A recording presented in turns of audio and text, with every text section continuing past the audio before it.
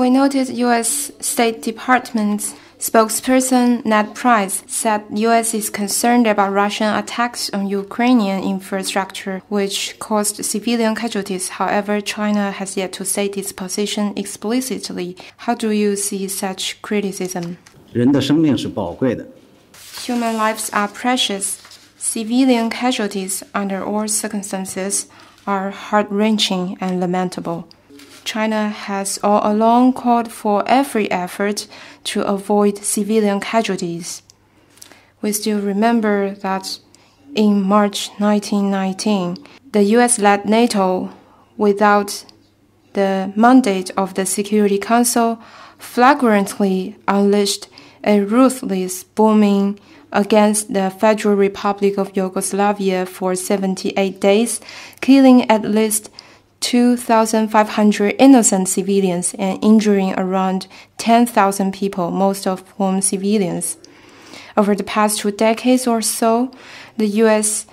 conducted tens of thousands of airstrikes in Syria, Iraq, Afghanistan, and Somalia, and other places. The number of the innocent civilians killed can be anywhere between 22,000 and 48,000. Before professing its concern for the Ukrainian people, shouldn't the U.S. first express concern over the civilian casualties caused by all these military operations? China has all along held an objective and just position on the Ukraine issue. Since the conflict broke out, we have been taking concrete measures to promote peace talks. Our just position and constructive efforts, witnessed by all, have received the understanding and support of the international community, especially the vast developing world. What China provides to Ukraine are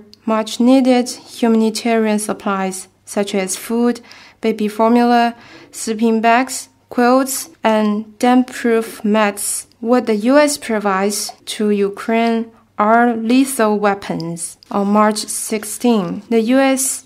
announced an additional $800 million in security assistance to Ukraine, bringing the total U.S. security assistance to Ukraine to $1 billion in the past week. And we'll also share with you a fact sheet read out by Mr. Price. The new package provided to Ukraine includes, among others, 800 anti-aircraft systems, 9,000 anti-armor weapons and systems, nearly 7,000 small arms including machine guns and grenade launchers, over 20 million rounds of small arms ammunition and grenade launcher and mortar rounds.